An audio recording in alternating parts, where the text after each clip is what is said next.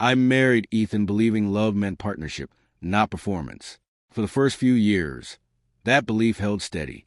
But somewhere along the way, his ego outgrew his gratitude, and he began treating my quiet nature as weakness rather than grace.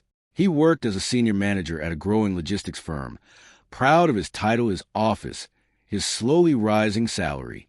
What he never knew, because I never told him, was that I was a majority shareholder behind the holding company that had quietly acquired his firm 2 years earlier. I kept my business life separate on purpose.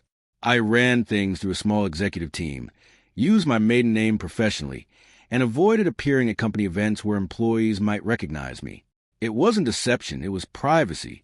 Ethan believed I simply managed some investments from home, a phrase he said with a tone that made my work sound like a hobby rather than a career I had built from nothing after years of failed startups and sleepless nights.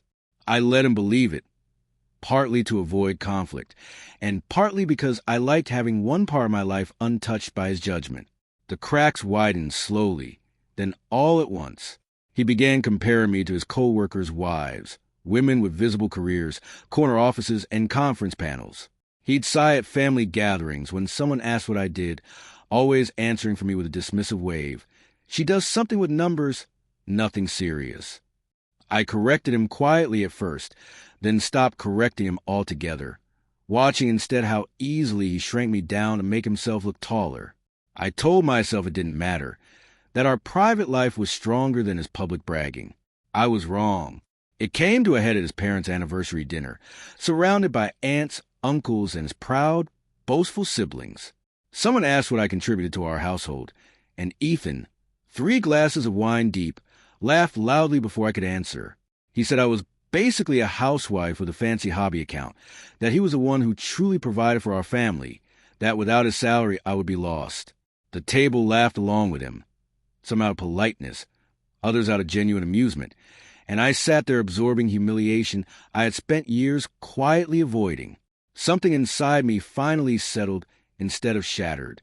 I didn't argue. I didn't defend myself. I simply smiled, excused myself early, claiming a headache, and drove home in silence that felt more like clarity than sadness.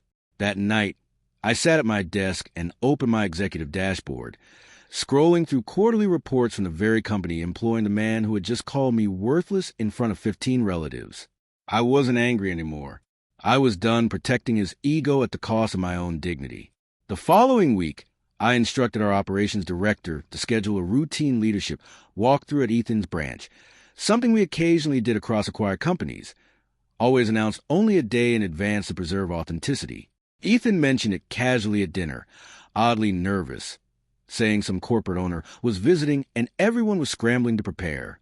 I nodded along, hiding a small, private smile, letting him spend the evening rehearsing a presentation for a woman he had no idea was sitting across the table eating dinner beside him.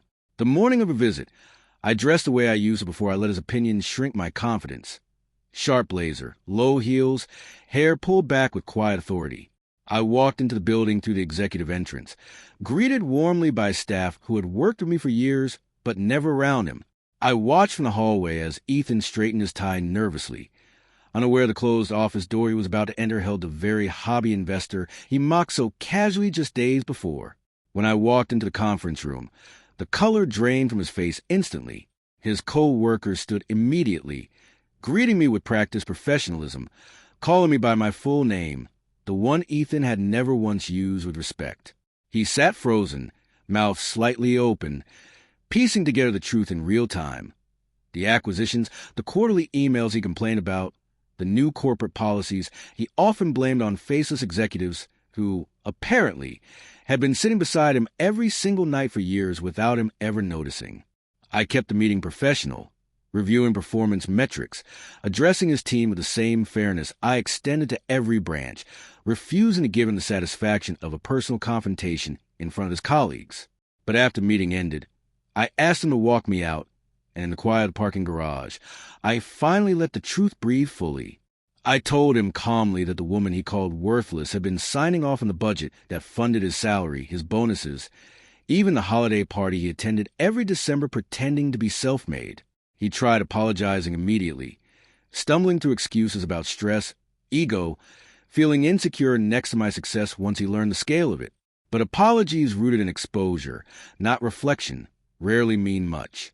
I told him this wasn't really about the company at all. It was about years of him needing to diminish me just to feel adequate beside me. Money hadn't changed who I was. It had simply revealed who he really was underneath all his confident jokes at my expense. I didn't fire him out of spite, though the temptation existed briefly. Instead, I transferred oversight of his branch to another executive entirely, removing myself completely from his professional life, the same way I intended to remove him from my personal one. Divorce proceedings began quietly, without dramatics, without leaked stories to mutual friends, without needing revenge dressed up as justice. I didn't need his humiliation to validate my worth. I only needed distance from someone who had spent years mistaking my silence for smallness. Looking back now, I understand the real lesson wasn't about wealth or secrecy at all. It was about how easily people reveal their true character the moment they believe no consequence is watching. Ethan spent years measuring his value by how small he could make me feel, never realizing my quiet strength had built the very foundation he stood on. I don't regret keeping my business private.